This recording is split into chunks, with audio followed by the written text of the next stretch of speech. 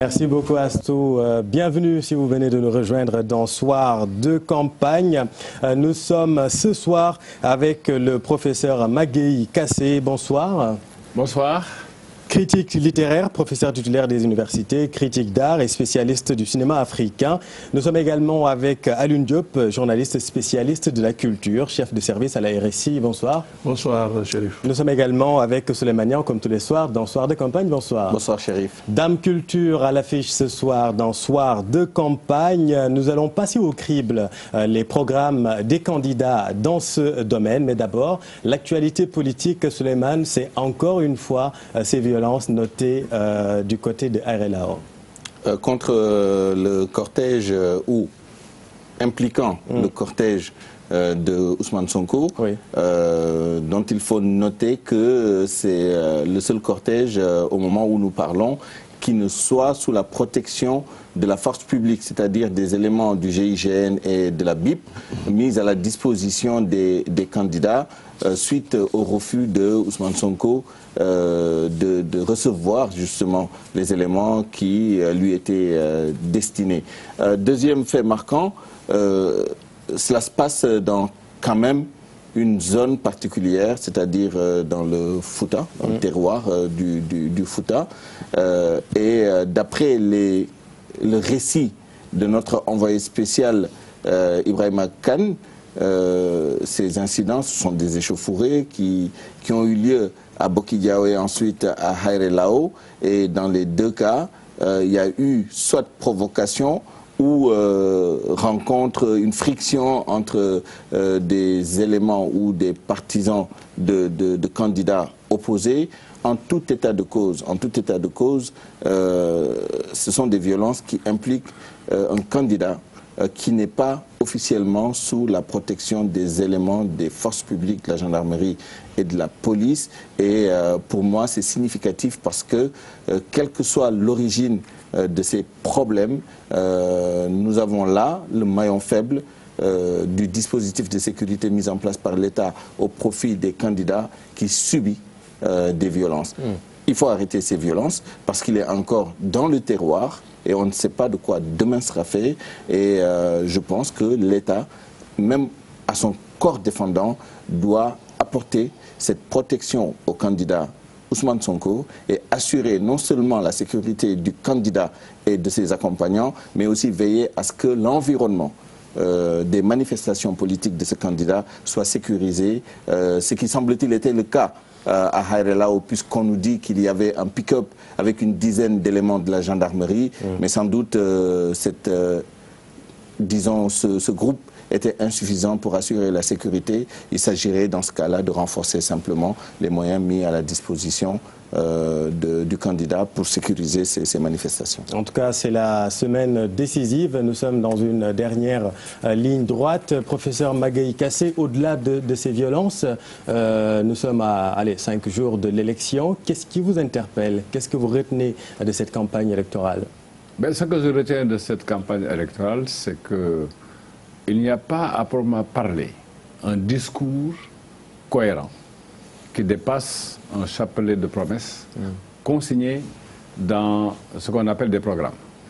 Au passage, d'ailleurs, je défie quiconque de me dire le pourcentage de Sénégalais qui ont lu les programmes de le programme de tel ou tel candidat. Donc, à la limite, c'est une sorte de foire d'empoigne dans laquelle se meuvent des forces antagonistes, opposées, qui toutes veulent accéder au pouvoir par le biais de la rhétorique, l'art de parler. La rhétorique, c'est ça. L'art de parler, l'art de communiquer, l'art de convaincre également.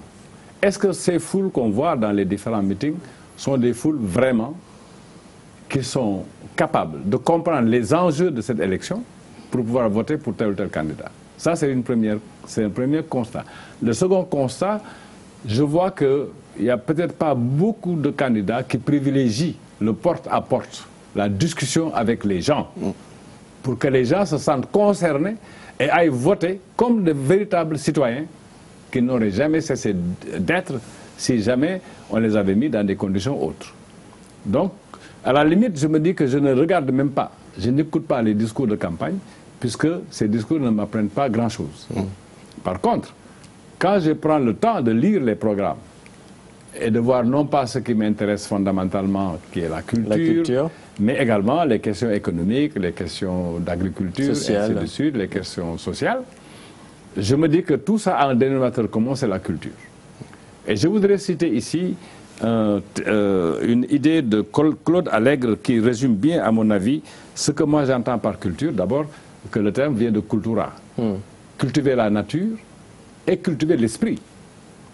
Est-ce que les candidats que nous avons, à part certains, dont je ne dirai pas le nom, ont à cœur de cultiver l'esprit des Sénégalais pour savoir qu'est-ce qu'ils attendent au fond pour un mieux-être dans un monde compliqué dans lequel on a du mal à trouver ses repères? Je n'ai pas trouvé ça. J'ai fait l'exégèse des programmes, mais je n'ai pas trouvé ça. Ce que je voulais citer, c'est Claude Allègre qui disait ceci. Je crois qu'il n'y a pas d'avenir pour un savoir humain. Il n'y a pas d'avenir pour un savoir humain, quel qu'il soit, en dehors de la culture. Et il ne saurait être de culture dans le monde d'aujourd'hui qui ne tienne la science à distance. Donc je mets là en parallèle la culture et la science. La science, c'est quoi? C'est le processus du savoir, c'est le processus de la connaissance. Si nous ne savons pas ce que nous sommes et ce que nous sommes en droit d'attendre des gens qui ont la responsabilité de notre destin pour un temps déterminé, je dis que cet esprit qui n'est pas cultivé, mais cet esprit ne peut pas participer en tant que citoyen. Rapidement, Alioune Diop, la même question. Qu'est-ce que vous retenez de cette campagne électorale avant de rentrer carrément dans le vif du sujet, c'est-à-dire la culture? Bon, beaucoup de discours et beaucoup de promesses. Je crois que c'est un caractère assez fondamental dans le discours de ceux qui convoitent le pouvoir. Chaque fois qu'ils parlent dans le discours, c'est toujours des promesses. C'est comme si l'opinion, la masse, n'attend que des promesses. Je crois qu'il y a un travail qu'ils pouvaient faire en amont pour pouvoir, lors des campagnes électorales justement, revenir pour s'appuyer sur ça comme socle et dérouler avec un discours conséquent. Mais moi je le déplore, il n'y a que des promesses. Il n'y a que des promesses. C'est comme s'il n'y a pas un autre paragraphe. De tous les candidats. De tous les candidats. Il n'y a que des promesses. C'est comme s'il n'y a pas d'autres paragraphes pour composer leur texte. À la limite, c'est un texte avec un seul paragraphe, les promesses. Professeur, juste avant de donner à Souleymane pour aller au fond dans les programmes, comment jugez-vous la politique culturelle sous Macky Sall? Je la juge d'abord encourageante, sous beaucoup de rapports. Ne serait-ce que sur un aspect qui me semble à la fois relever de la tradition de pensée sénégalaise et africaine. Et également sous le rapport de ce que devraient être les conditions dans lesquelles les acteurs culturels, tous genres confondus, pourraient avoir la latitude de créer ce qu'on attend de l'art, ce qu'on attend de la culture, entendu au sens de préservation des traditions, adéquation avec le monde dans lequel nous vivons, etc. Je prends l'exemple du musée des civilisations noires. Je crois que c'est un joyau dont l'idée remonte aux années 50. Quels que soient les avatars que ce concept a produit. C'était un rêve du président Senghor. Oui, que absolument. Abdoulaye Wade a aussi non, je ne parle pas d'Abdoulaye Wade, je parle du rêve de Senghor, qui était un rêve fondé sur la philosophie de la négritude, de la libération de l'homme africain et de l'homme noir, de l'ensemble des négations dont il a été victime pendant des siècles. D'abord l'esclavage, la colonisation, la négation des valeurs culturelles intrinsèques de l'homme noir.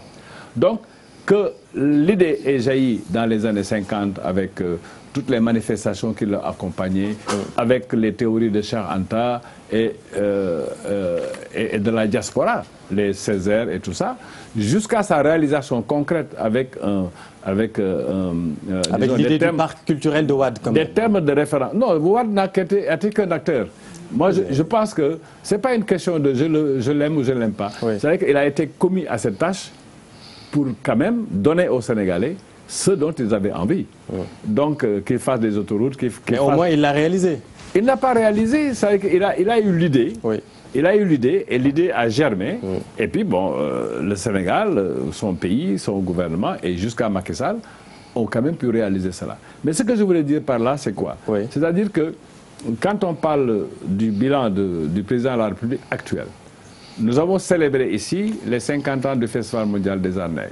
Nous avons eu quand même la Biennale des arts de Dakar, qui a été une vitrine pour les arts plastiques.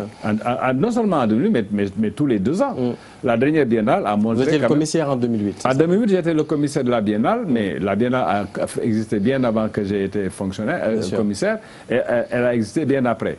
Mais ce que je veux dire, il y a une constante dans l'organisation de grandes rencontres scientifiques et culturelles autour desquelles rencontres les penseurs du monde noir, pour utiliser cette expression-là, se sont retrouvés pour discuter des choses qui les concernent en premier lieu. Donc la culture se porte relativement bien. Ensuite, il y a quand même des projets qu'on voit, par exemple, tout ce qui a été fait sur le cinéma, avec le fonds de promotion des industries cinématographiques, avec tout ce qui a été fait sur le plan de la Cité des Arts. Je pense donc que, à mon avis, il y a eu des avancées très importantes sous ce magistère. Et on va regarder maintenant ce que les candidats proposent dans ce domaine. Allons au fond.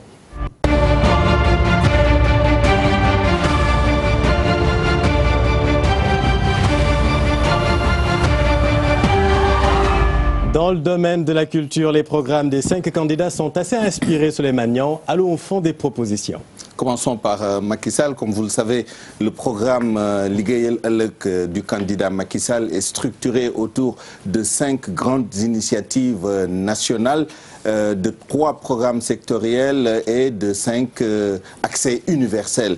Et bien évidemment, la culture est une constante à tous les échelons de ce programme, qu'il s'agisse des initiatives, des programmes ou des accès. Et parmi les 5 initiatives nationales, la priorité jeunesse, PSE Jeunesse 2035 est la priorité numéro 1, numéro 1. Et de ce point de vue-là, Macky Sall entend investir à travers la jeunesse, sur la jeunesse, à travers la culture.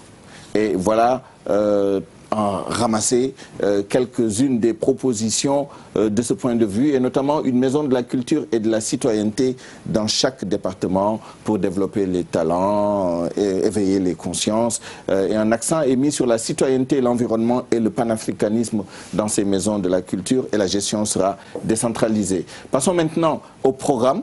Et ce qu'il propose, c'est un programme ville créative, avec notamment des journées rues ouvertes. C'est un concept qui nous vient de l'Amérique latine. Il veut importer ça au Sénégal et appliquer ça dans beaucoup de villes. C'est quoi les villes, les rues ouvertes? C'est une après-midi chaque mois où dans chaque ville qui a adhéré à ce programme, les artistes se retrouvent, occupent la rue, rencontrent les autres acteurs, s'expriment et échangent un tout petit peu. Et la culture pour tous, c'est le 3e volet, un peu des propositions donc sur les accès universels. Et là-dessus, il y a un vaste programme de réhabilitation des infrastructures. L'ancien palais de justice de Dakar qui sera réhabilité, modernisé et transformé en halle des arts de Dakar. Le FOPICA, que le professeur Kassé évoquait tout à l'heure, le fonds de promotion de l'industrie cinématographique et la cité du cinéma érigée à Diamniadio avant 2023. 2023, pardon, et la Bibliothèque nationale du Sénégal qui sera installée, et le fonds d'aide à l'édition qui est porté à 1 milliard. Il annonce également le relèvement du fonds de développement des cultures urbaines. Donc, réhabilitation, renforcement des moyens financiers. Alors, rapide réaction, Alioune Diop d'abord, puis le professeur. Oui, Macky Sall a une chance quand même, même si on parle en termes de promesses. Il a une chance, il va s'appuyer sur un acquis. Le fonds d'aide à l'édition qui est à un demi-milliard jusque-là, le FOPICA 2 milliards, la Biennale des Arts qui passe à 1 milliard, le fonds de développement des cultures urbaines qui va passer à 1 milliard, mais jusque-là 600 millions. La mise en place effective, concrète de la mutuelle de santé des acteurs culturels qui existe réellement. Et puis on va vers la cité du cinéma, on l'a dit. Donc il est beaucoup plus chanceux, on peut le dire, puisqu'il va s'appuyer sur un acquis, quelque chose qui existe déjà pour renforcer et aboutir sur un épanouissement réel des créateurs. créateurs contemporains. Et puis, une chose à souligner, il y a un semblant, il y a même, on peut le dire, une volonté de réussir un aménagement culturel du territoire. Donc on va vers les régions. Il faut que les gens comprennent que le Sénégal, ce n'est pas seulement la décentralisation de la culture. La décentralisation, c'est ce que j'appelle aménagement culturel du Sénégal. Renforcer les festivals qui existent sur place. On parle de centres culturels régionaux. On a parlé de la semaine du design. Donc c'est des acquis qui existent déjà et il va s'appuyer sur ces faits-là pour convaincre, pour en tout cas aboutir sur un épanouissement réel des créateurs contemporains. Mais il faut reconnaître que jusque-là, ce qui a été fait, c'est du concret. Je crois que c'est du palpable et que tout le monde est d'accord là-dessus. Avant de passer à Ousmane Sonko, rapide réaction également, par exemple, sur le FOPICA, par exemple. Oui, avant le FOPICA, je dois dire que celui qu'on a élu en 2012 et qui arrive au terme de son mandat laisse quand même un bilan sur le plan du programme qui est relativement satisfaisant, relativement. Je nuance bien mon propos, hein. Il est satisfaisant, mais relativement satisfaisant. Pourquoi? Ça a été le fruit de luttes qui ont été menées bien avant son accession à la magistrature suprême, pour que ces secteurs qui sont visés dans son programme soient pris en considération. Ça n'a pas été le fait du prince qui s'est réveillé un beau matin pour dire « je vais créer ceci ». Parce que les acteurs ont fait entendre leur voix à travers leurs organisations, à travers des initiatives, pour que les pouvoirs publics prennent leurs responsabilités en matière de culture. Oui. Deuxièmement, je pense qu'il y a maintenant à formater un certain citoyen pour qu'ils comprennent que les investissements, les acteurs qui accompagnent ces investissements, la création et la créativité qui sont à la base de cet investissement-là doivent être bien compris par les acteurs. Je donne un exemple très précis. Jusque-là, j'ai été très déçu par la manière dont, dans la décentralisation, les communes, les régions ont pris en considération la culture. On a souvent réduit la culture à une portion congrue. Si ce n'est pas le basket, c'est le football.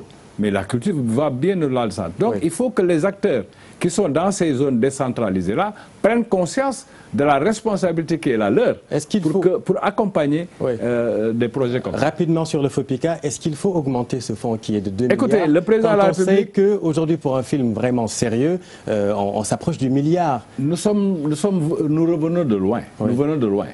Le FOPICA a eu ses heures de gloire à partir de 2013, quand on est revenu du FESPACO avec 11 trophées.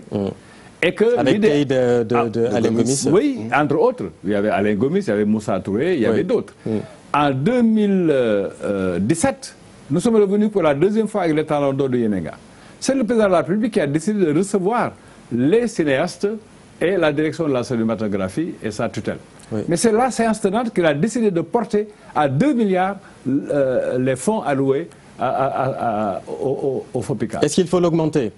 Bien entendu, il n'y a jamais assez de fonds pour le cinéma. Il n'y a jamais assez de fonds pour le théâtre. Il n'y a jamais assez de fonds pour le secteur de l'édition. On va reparler du cinéma parce que c'est intéressant. Je rappelle que le FESPACO, c'est le 23, c'est du 23 au 2. Et là également, il n'y a pas de film long métrage du côté du Sénégal. On va en parler, professeur. La réalité. On va en parler. On a 6 films, mais pas de long métrage. Si, il y a un long métrage. On va en parler. Alors, le candidat Ousmane Sonko. Comme dans beaucoup d'autres secteurs, Ousmane Sonko pose un préalable, c'est-à-dire la concertation avec les acteurs. Une concertation qu'il veut large et ouverte avec les acteurs, créateurs et autres professionnels des arts, de la culture et de la communication. Et ensuite, des réformes, des textes, une loi portant statut de l'artiste et des professionnels de la culture et ensuite tout un programme de création de contenu, création de centres socio-culturels. Le professeur Kassé l'évoquait tout à l'heure, avec des bibliothèques communales et scolaires sur fond de dotation des communes et de la coopération. Et enfin, le renforcement des capacités dans les métiers de l'art et la création d'une industrie cinématographique et musicale. Donc, un point peut-être pour répondre au professeur Kassé sur plus de décentralisation de la politique culturelle. Rapide réaction. Pas seulement plus de décentralisation, mais prise en considération des compétences qui sont transférées au niveau local. C'est-à-dire que les acteurs au niveau local jouent le jeu et accompagnent les décisions prises sur le plan institutionnel. Ensuite, moi je vois que dans ce programme-là, on fait litière de l'existant. Comment peut-on... On va venir et rebâtir quelque chose sur lequel on a déjà fondé des politiques. Je trouve que ce n'est pas très sensé. À mon avis, dans ce qui existe et qui est bien, moi je pense que ce n'est pas une question d'opposition absolue. Il faut dire que ça nous appartient. Ça appartient au peuple sénégalais, ça appartient à la nation sénégalaise. Il faut renforcer là où ça existe et qui a donné des preuves que c'était positif. On ne revient pas pour inventer le fil à couper le beurre. Excusez-moi l'expression. Par rapport au programme de Sonko, oui. Je crois que lui aussi, il a fait allusion à cette décentralisation, si on peut y revenir. Oui. Il a fait allusion à cette décentralisation. C'est assez important. Comme Macky Sall, hein, on parle de pôle artistique et culturel permanent dans les régions. Moi, je suis vraiment pour cet aspect-là, la décentralisation de la culture. Pousser les créateurs qui sont dans les régions à tendre, à essayer d'aller vers l'avant.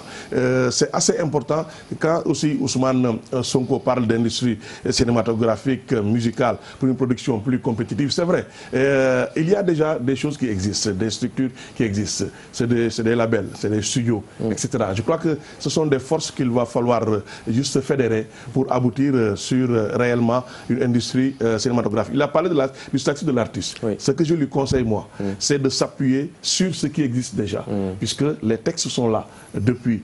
On pense...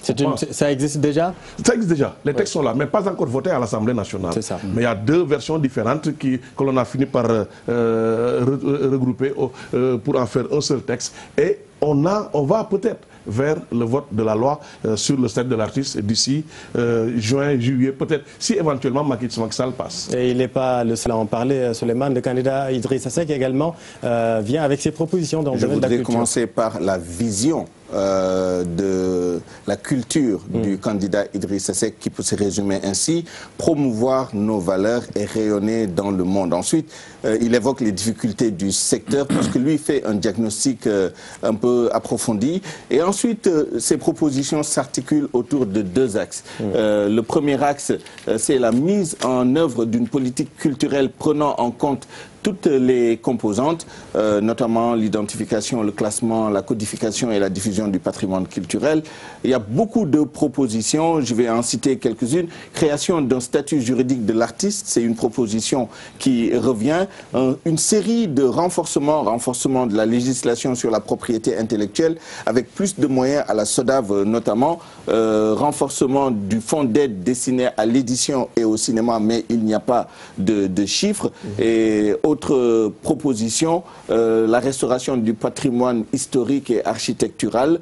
Et le deuxième axe des propositions de Idrissa Seck, c'est l'axe modernisation et mise à disposition des structures. Ça aussi, c'est un élément très significatif ou important de son programme, avec l'implantation de bibliothèques, de médiathèques et de centres de documentation et d'information dans les régions, les départements et les communes. Encore une fois, des propositions de décentralisation, la création de musées régionaux et départementaux, la transformation des centres culturels régionaux en services régionaux de la culture avec des moyens accrus et un palais des arts dans toutes les capitales régionales, la généralisation des villages d'art, il n'y en a que pour Dakar et Saint-Louis, et Thiès, pardon, Saint-Louis aussi, mais il propose une généralisation dans toutes les régions, poursuite de la modernisation et de la diversification de la manufacture des arts décoratifs qui se trouve à Thiès. À Thiès, professeur.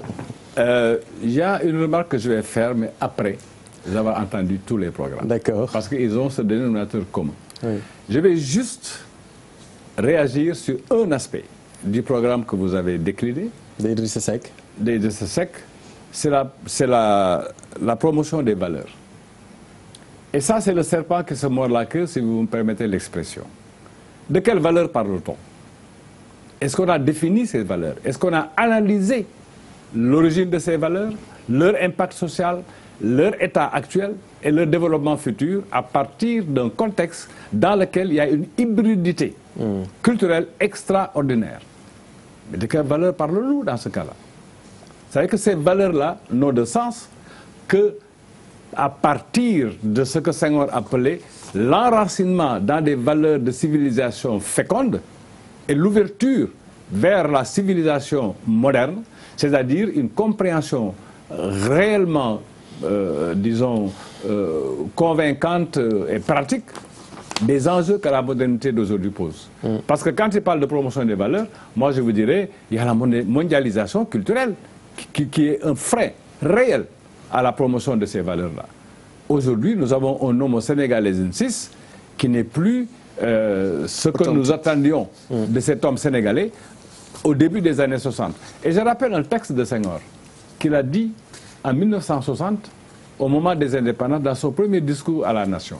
Il parlait de sénégalité, pour dire l'ensemble des comportements déviants dont le Sénégalais est tributaire et qu'il a cultivé plus de 50 ans durant. Et je dis que d'un point de vue purement d'analyse, disons... sociologique peut-être. Sociologique, parce que là aussi, aucun des candidats jusqu'à présent n'a parlé de la culture dans son approche sociologique. Avant d'avancer, professeur, il n'a pas dit dans son programme Souleymane Idrissa Seck, mais il avait évoqué l'idée de changer l'hymne national. Il l'avait dit dans un entretien. Je me suis déjà prononcé sur cette question-là, dans un entretien que j'ai eu récemment avec Sada Khan. Je pense que les gens, enfin les candidats ou les hommes politiques, parce que moi je n'aime pas les politiciens, je dis les hommes politiques, les hommes qui s'attachent à faire de la politique, de la gestion de la cité.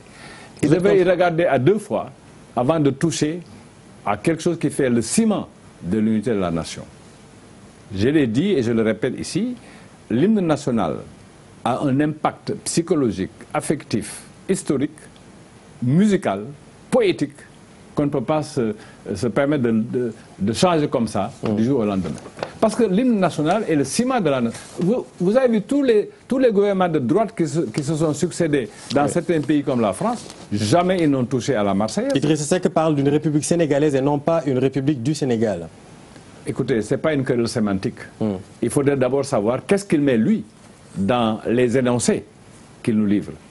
Une république du Sénégal. Et une république, comment vous avez dit et non pas une république du Sénégal. Il veut un hymne à nous, qui évoque ce que nous sommes. Cet hymne-là, pincez tous vos caras, frappez les balafons, ça ce n'est pas sénégalais. Ou alors il nous faudrait un hymne auvergnat peut-être, pour pouvoir satisfaire la Très rapidement, Alioune Diop, sur le programme d'Idrissa Seck. Il y a beaucoup d'infrastructures qu'il veut mettre sur pied. Des fois, on a l'impression que... ces différentes structures peuvent être regroupées. C'est mon point de vue, puisqu'il parle de village des arts, il parle de palais des arts dans toutes les capitales régionales, lieux de rencontre des acteurs, etc. Il parle de la transformation de centres culturels régionaux qui existent déjà, et puis la création de musées régionaux.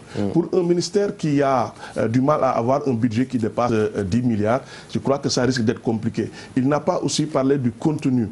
Ça peut s'expliquer ailleurs, mais là, on n'a pas parlé du contenu. Mais on est carrément dans la création contemporaine. On est dans les arts. Encore, on est absent un peu de cette dimension sociologique de la culture, pour parler de sa dimension philosophique, de sa dimension civique, c'est de la culture, mais aussi de la démarche citoyenne de l'individu. Et là, il va falloir préparer les gens à partir des bibliothèques.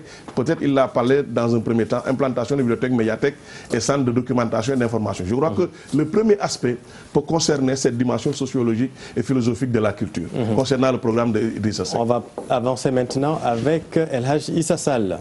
El Hadj Issa Sall, qui conçoit la culture sous deux angles, sous l'angle des valeurs culturelles qui doivent être prises en compte dans presque tous les aspects de la vie, et dans son programme également.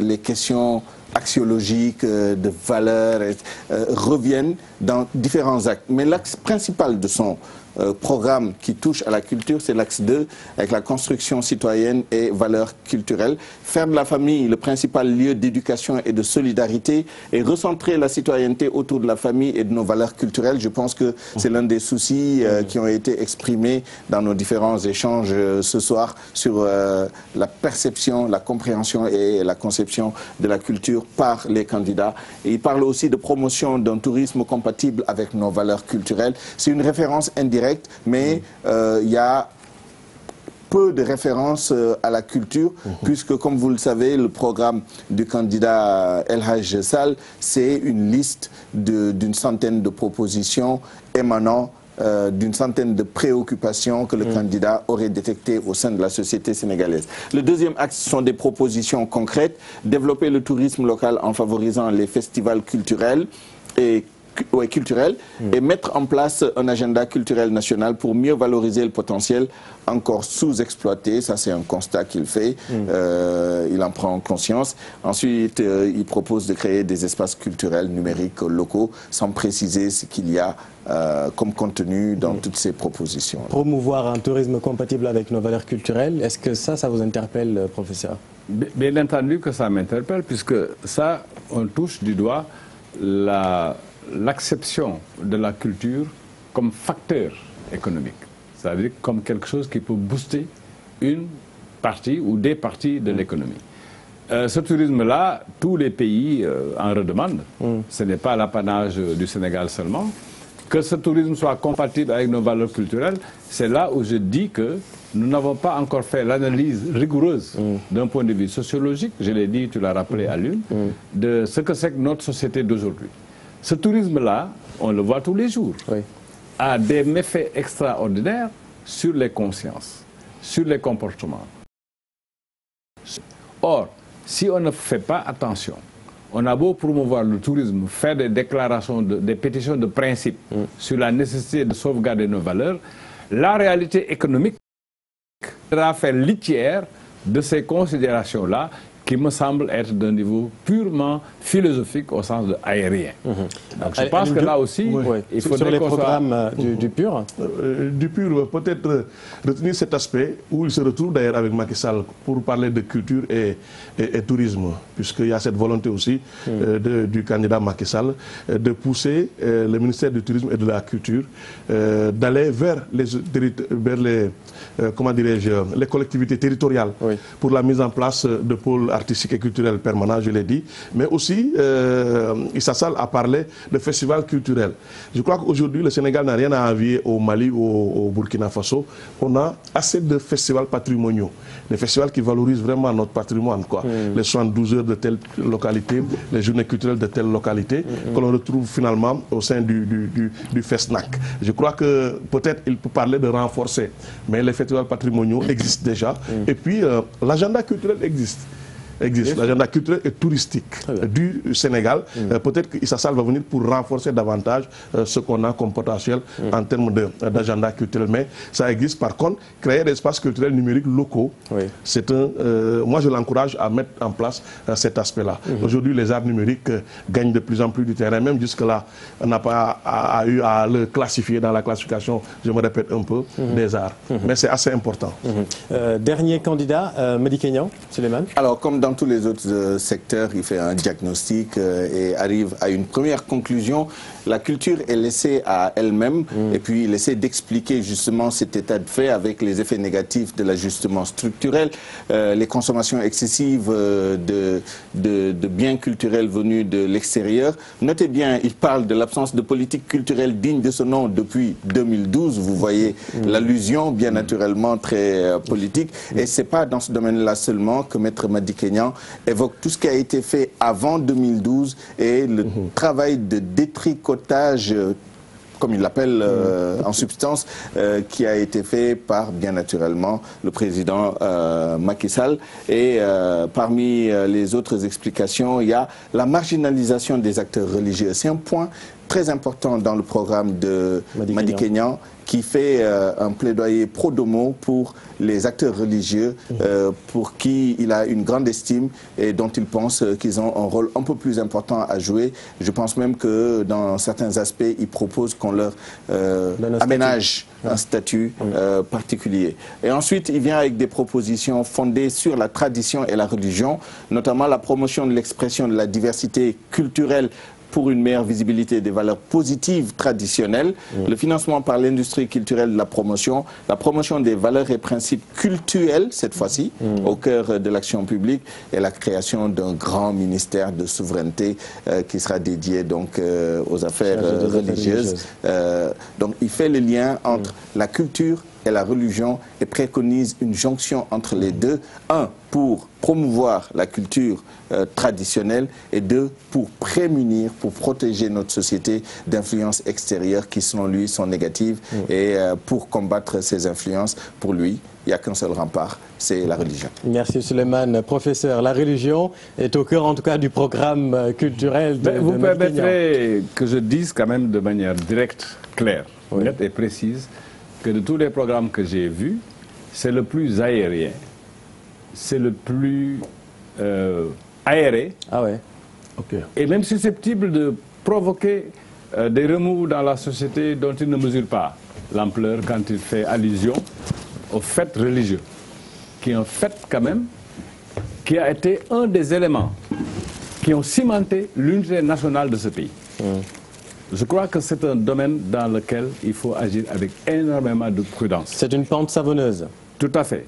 Et deuxièmement, je crois que ce qui fait le commun vouloir de vivre ensemble des Sénégalais est fondé sur des traditions, disons, dont le père fondateur peut sans conteste être appelé Léopold Sédar Senghor. C'est-à-dire la forme de laïcité que nous avons au Sénégal est une forme originale qu'il ne faudrait pas remettre en cause d'une manière ou d'une autre. Et je crois que quand je lis certaines lignes de ce programme, je me dis que soit c'est très démagogique, soit alors on ne prend pas la précaution de faire l'analyse du substrat culturel sur lequel repose la nation sénégalaise. Rapidement, Alioune Diop, est-ce que vous partagez cette analyse? La culture est laissée en rade, je crois que ce n'est pas le cas de le dire, honnêtement. Avec tous les acquis dont on a fait allusion tout à l'heure, les fonds de développement, etc., pour appuyer les créateurs, je crois que la culture n'est pas laissée en rade. Au contraire, je ne vois pas un autre ministère où on a assez de fonds parallèlement au budget, justement, au budget du ministère. Donc la culture n'est pas laissée en rade, c'est mon point de vue. Par rapport à la religion, je crois que si éventuellement le candidat Modi Kenya doit s'engouffrer dans cette brèche-là, il va falloir faire très attention. Moi, je suis pour quand même l'exploitation. Est-ce que le mot s'y prête, l'exploitation? En tout cas, parler de culture en faisant allusion à nos réalités socio-culturelles, sans pour autant perturber les dogmes, du tout, du tout. Je crois que nos chefs religieux l'ont réussi. On peut passer par cet aspect-là aussi, je crois, c'est mon point de vue, pour faire face à l'envahisseur étranger. Le professeur a parlé tout à l'heure de bilan relativement satisfaisant du président sortant. Est-ce que l'instabilité ministérielle y est pour quelque chose selon vous? Je rappelle qu'on a connu 4 ministres sous Macky Sall. Effectivement, je crois qu'il faut éviter cela. On l'a vécu avec Wade. Malheureusement, nous le vivons aussi avec Macky Sall. Je crois que ça peut perturber. En réalité, ça peut perturber. On a parlé tout à l'heure du statut de l'artiste. Permettez-moi de revenir en arrière pour vous parler des 2 textes différents qui existent. Parce que quand un ministre change, les choses vont changer. Mais on a une lettre de politique sectorielle maintenant qu'on considère comme un chemin de fer. N'importe quel ministre qui arrive ne doit pas y toucher. Donc peut-être que cette lettre de politique sectorielle peut résoudre ce problème-là pour ne pas provoquer une déstabilisation, merci Souleymane, au niveau du ministère de la Culture. Mais je crois qu'on peut laisser davantage un ministère qui démarre un travail, lui laisser le temps de terminer ce travail. Successivement, on a connu Youssou Ndour, Abdou Aziz Mbaye, Mbagnick Ndiaye et aujourd'hui Abdou Latif Coulibaly. Et le professeur a raison de le rappeler, Souad également. C'était presque pareil, on a connu une dizaine de ministres. Exactement, à la culture. Je reviens au FESPACO. Vous nous dites qu'on a un long métrage? On a un long métrage au FESPACO dont je ne me souviens pas. À la rencontre de mon père, de Alassane Diago. Voilà. Alassane Diago. Donc, il y a ça. Évidemment, c'est de loin pas satisfaisant. Mais c'est un documentaire quand même. C'est un documentaire. Documentaire. Mais long métrage documentaire. Voilà. Exactement. Donc, on ne peut pas dire que... Bon, c'est pas le long métrage classique. Voilà, justement. Mais on ne peut pas dire quand même... Dans la compétition étalon d'or, le Sénégal n'y est pas. Non. Le Sénégal est absent. Parce qu'il faut savoir également que le FOPICA a fait beaucoup pour accompagner les créateurs dans leur difficile marche vers plus de moyens dans la production, la création, l'écriture de scénarios et j'en passe. Mais il y a eu des gens qui ont eu cet accompagnement-là, mais qui jusqu'à présent tardent à montrer leur production. Moi, j'ai dit quelque part qu'il faudrait quand même qu'on leur dise qu'ils se sont engagés à faire des films de qualité, parce que c'est ça aussi, au départ, pour que le FEPICA apporte un soutien, en tout cas, quel qu'il soit, à la production de ces films-là. Maintenant, il faudra évidemment qu'on en tire des leçons et que les autorités en charge du secteur se rendent compte qu'il y a un cri qu'il faut entendre de la part de nationaux, comme Cinécap, qui a quand même, Omar Sall a quand même produit des films de très haute facture qui ont eu successivement le prix, 2 fois le prix de l'étalon d'or de Yenenga, et puis avec Alain Gomis, et d'autres prix aussi dans d'autres festivals, et que ces gens, ces compatriotes qui ont à cœur de booster le cinéma puissent être entendus, écoutés, et qu'on les accompagne dans leur démarche. Mais vous pensez vraiment que les 2 milliards du FOPICA peuvent régler le problème? Les 2 milliards ne servent pas uniquement à la production. Les 2 milliards ne servent pas uniquement à la formation. Les 2 milliards, c'est-à-dire qu'il y a des rubriques à partir desquelles le fonds de promotion de l'industrie cinématographique et audiovisuelle, il ne faut pas oublier l'intitulé quand même de ce fonds-là, essaye, tant bien que mal, de combler des lacunes qu'on a constatées depuis très longtemps. Et c'est heureux que ce fonds... Je rappelle que, évidemment, si on compare avec un pays comme la Côte d'Ivoire ou le Burkina, mais la Côte d'Ivoire, la dotation du fonds est au moins de 6 milliards. Donc je pense que là, il y a des efforts qui ont été faits, qu'il faut reconnaître, mais qu'il faut également encourager pour que ce fonds puisse satisfaire les attentes que les acteurs ont mis là-dessus. Vous aviez parlé de l'insuffisance du FOPICA. Mais je crois que dans un premier temps, on peut comprendre que ce n'est pas pour produire intégralement un film. C'est la mise de la dignité, comme on dit. C'est ça. Vous l'amenez vers des producteurs, vous dites voilà ce que mon pays a donné. Comment la mise de la dignité, oui. Voilà ce que mon pays a donné. Alors, venez, on va travailler ensemble. Et puis, il faut, je parle sous le contrôle du professeur, il faut que nos cinéastes exploitent les accords cadres. Il y a des accords cadres qui existent entre le Sénégal et le Maroc pour la post-production. Il faut l'exploiter. Janvier, Macky Sall et Latif Coulibaly ont signé encore des accords avec la Tunisie. On a revu les accords signés par Bourguiba et Senghor. Donc, c'est des accords qui existent. Il faut que nos cinéastes en profitent. Et 2017, par exemple, avait été décrétée année de la culture. Je reviens un tout petit peu en arrière avec une forte volonté de décentralisation des activités culturelles. On a vu le rayonnement de la production sénégalaise grâce à Félicité d'Alain Gomis, on va en parler. Il y a récemment également Récidac qui a été ressuscité, j'ai envie de dire. On sent aujourd'hui un bouillonnement de la culture au niveau cinématographique. Mais absolument, je pense que le fait que nous ayons organisé l'édition 2018 des rencontres cinématographiques internationales de Dakar et Récidac a été un clin d'œil que les pouvoirs publics ont lancé pour dire que nous avons à cœur de reprendre le cinéma là où on les avait laissés pendant plus d'une décennie. Donc ça, c'est déjà un effort qu'il faut saluer.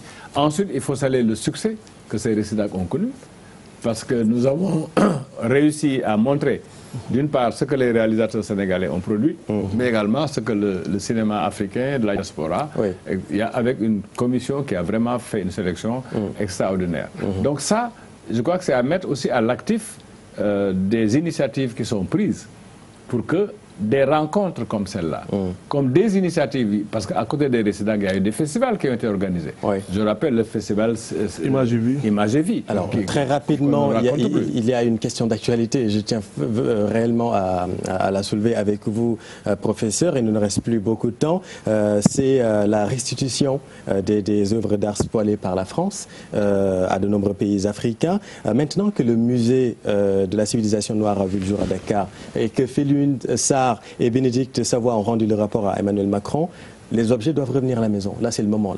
Moi, j'ai dit dans une très longue interview parue en Allemagne mon point de vue sur la question de la restitution, qui est une très vieille question agitée par l'UNESCO depuis très longtemps. Aujourd'hui, même si certains pensent que c'est normal, je dis que quand des décisions sont prises comme celle-là, avec tout le tintamarre et le tapage qui a été fait autour, avec même la production d'un ouvrage de qualité, que je ne méconnais pas du tout, je crois qu'il y a encore des questions en suspens qu'il faudrait pouvoir résoudre. Aujourd'hui, je vous dis que ce soit en Allemagne, que ce soit en Belgique, que ce soit dans d'autres pays, il y a une réticence réelle à ressusciter des œuvres d'art, non pas pour ce qu'ils sont dans leur musée ou leur collection privée, mais ressusciter l'œuvre d'art, c'est aussi un petit peu essayer de reprendre l'historique un petit peu de ces œuvres d'art et de leur fonction sociale religieuse. Je m'explique. Il y a, évidemment, nous étions très ravis de voir le sabre d'El Hadj Omar au musée des civilisations noires. On nous a souvent opposé l'argument comme quoi, si on les restitue, où est-ce que vous allez les mettre? Oui. Moi, j'ai vu au musée du Quai Branly, à Paris, des tas d'objets d'art qui sont entassés comme ça. Alors que dans toute la France, il y en a 90 000, dont 70 000 au Quai Branly. Oui, mais les 70 000 ne sont pas exposés. Les 70 000, je me demande d'ailleurs à quoi ils servent. Un jour, dans une boutade, le recteur de l'Université Cheikh Anta Diop de Dakar, avec lequel j'étais dans une conférence internationale au Quai Branly, a dit à nos amis du Quai Branly, écoutez, ces trucs-là, gardez-les chez vous. Parce qu'au fond, l'activité muséale, le fait qu'un Africain aille au musée n'est pas dans notre tradition culturelle. Il faut bien le dire. Aller au musée n'est pas une évidence pour l'Africain. Il faut le conduire à comprendre pourquoi il est important d'aller au musée. C'est un peu un des rôles dévolus au musée des civilisations noires. Présenter les cultures noires dans leur diversité, etc. Mais pour en revenir à la question de base, je crois que personnellement, j'ai un avis assez mitigé sur la question du retour. Il faudrait avoir toutes les garanties que les œuvres dont nous avons vraiment besoin soient restituées à leurs ayants droit. Et ça, ce n'est pas le cas du tout. Rapidement, sur cette restitution temporaire ou définitive, c'est un débat aussi. Ça se poursuit. Ensuite, il n'y a pas de texte législatif au niveau de la France, par exemple, pour pouvoir permettre aux Africains de recevoir ces œuvres. Oui. Donc, il y a toujours une pression sur Emmanuel Macron pour qu'on oublie tout ça. Oui. Patrice Talon du Bénin a fait une demande. D'autres l'avaient fait avant. Mais Macron a accepté la demande de Patrice Talon. Mais ce qu'il faut éviter pour... 26 œuvres seront restituées déjà, au Bénin. Voilà. Il faut éviter d'y aller à rang dispersé. Sur combien de centaines d'œuvres? Sur combien de centaines d'œuvres? Moi, j'ai dit qu'il y a une opération politique qui ne dit pas son nom, derrière cette volonté subitement affichée. Mais c'est Macron lui-même qui a agité cette question à Ouagadougou. Je parle bien il répondait au président béninois. Je parle bien de Macron. J'ai dit que parfois, quelque chose qui vient de quelque part, moi, me rend dubitatif. Très bien. Je demande à y voir plus clair. Très bien. Allez-y, poursuivez rapidement. Voilà, donc je parlais de ces œuvres-là avec les Africains qui risquent d'y aller en rang dispersé. Oui. Heureusement, la Côte d'Ivoire a manifesté sa volonté de coopérer avec le Sénégal. Tant mieux.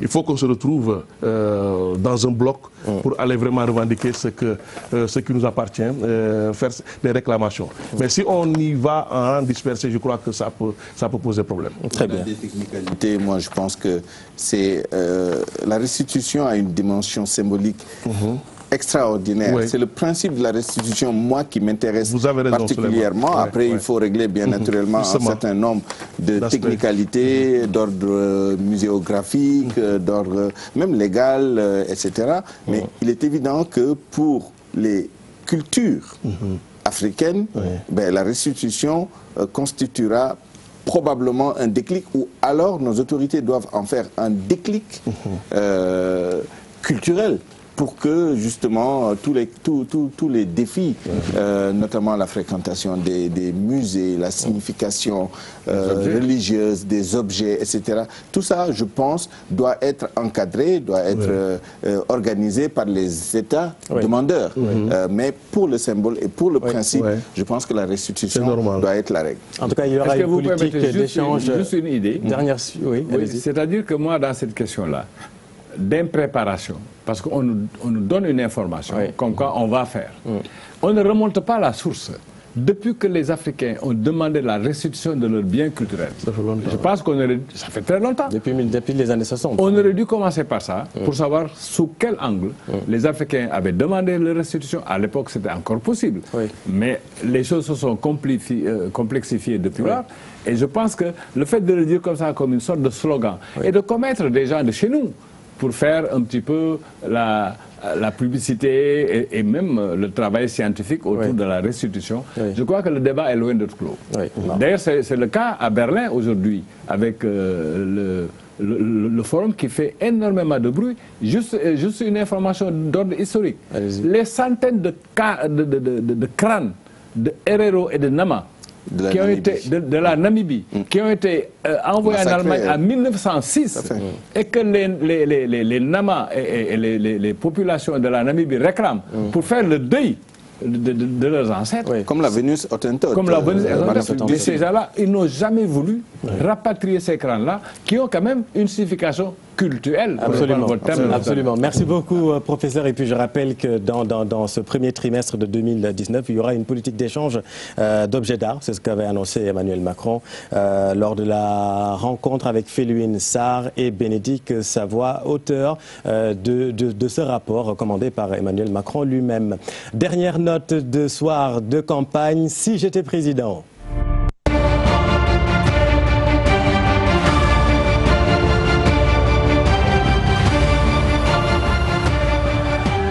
Allez, si j'étais président, nous avons un président ce soir. Regardez. Ah, kon Bara Mbaye gi biir palais. Kon Bara Mbaye gu mag laa fay njëkk a woote. Géwél yi rek jiite réew mi. Lenn rek moo ma metti si suñu réew mi. Géwél yëpp dañ ko kaas. Dama ne woon damay woote place Obélisque ñu def marche. Mooy téeméeri billet yi. Tey buñ ma faloon tey dugal ma palais du man personnel man maay jiite. damay am ñoo xam ne ñooy ne sama wet naam sax bu ma jàngul waaw parce que jiite Sénégal nag yomb na soxna si. Alors merci beaucoup, nous aurons un président qui aime la culture, hein, apparemment. Absolument. Voilà. Merci beaucoup, merci monsieur professeur Kassé d'être venu. Merci de m'avoir invité. Merci beaucoup Alioune Diop. Merci Chérif, merci Souleymane. Spécialiste de la culture, chef de service à la radio Sénégal International. Merci beaucoup Souleymane. Merci à toi et à demain. Et à demain avec le même plaisir. Oui. Merci beaucoup. Pour ce clin d'œil à la culture, qui était quand même le parent pauvre un petit peu, quelque part de la campagne. Oui. Merci beaucoup professeur. Merci à toute la rédaction qui m'a aidé à préparer et à vous présenter cette émission. C'était Soir de campagne. Merci à Djenaba Sidouba à la coordination et toute l'équipe de Pierre Da Silva à la réalisation. Restez sur TFM, vous êtes au bon endroit.